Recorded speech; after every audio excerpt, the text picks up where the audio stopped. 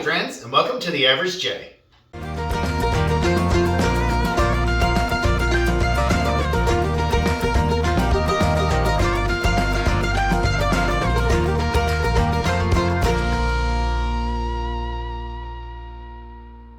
So today is Saturday, January 21st. I'm looking over that way because the calendar's on the wall. So we are doing a collaboration today that uses fruits or vegetables, and they can be cooked or not cooked. That's why I got my cooking hat on and my apron. I'm all kind of buckied out today. I got my Buc-ee's apron, I got my Buc-ee's shirt, so it's kind of in a Buc-ee's mood today. I don't really know why, but today's collaboration is being hosted by Jenn at Embracing Chaos with Jenn. So thank you, Jenn, and we'll say Steve too, Mr. Chouse. And thank you to her for coming up with the idea, putting it together, and keeping everybody lined up in the links. So everybody that's going to be doing the collab is going to be linked down below. Okay, so please go visit every channel and see some great recipes that use fruit and vegetables.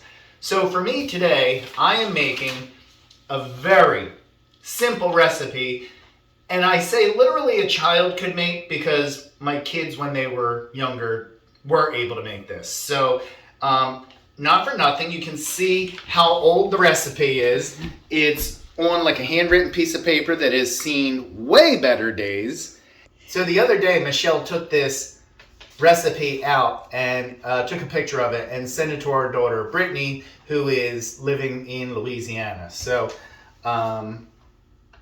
hopefully she gets a chance to make it because she does have a kitchen there.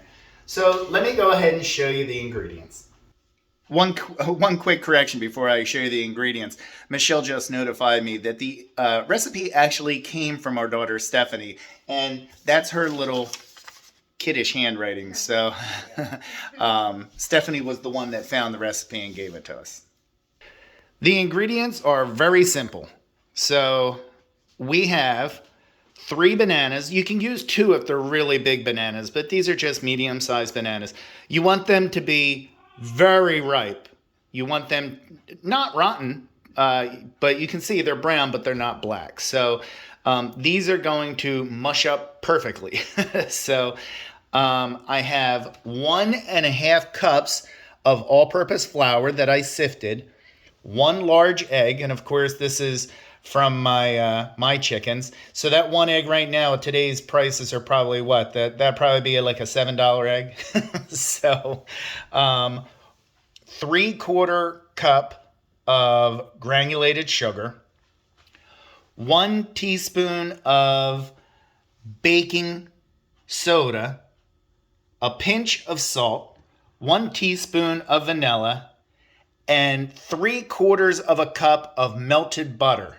And then you're going to put it in a loaf pan that I already have greased and floured.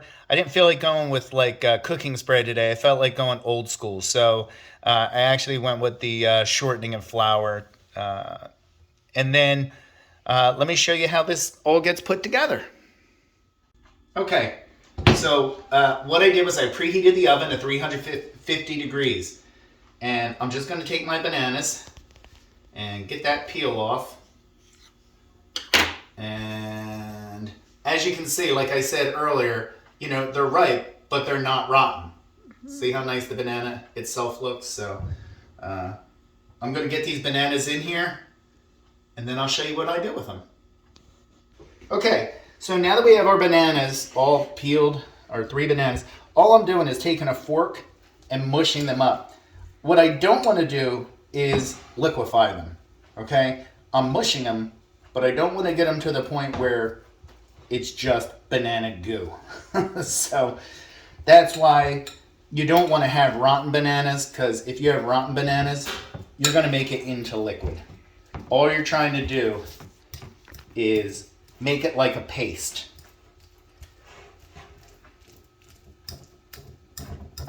Because I guarantee you, if you overwork this, it's going to be banana soup.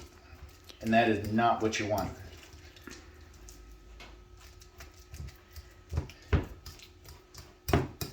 All right, that's all you want it to look like. Not a whole lot of work involved. This isn't like when you're making bread and kneading bread for 45 minutes. All right. So then what you're going to do is mix in all your ingredients. And this is why I say a kid can do it, because you don't add this one thing at a time and then stir. You're literally putting every ingredient into the bowl at the same time. That's why it's so easy. There's not a whole lot of science to it. And again, make sure you sift that flour ahead of time. I think another term for this is a quick bread. So a quick bread. Thanks, it's Michelle. quick. It's very quick. You're so smart.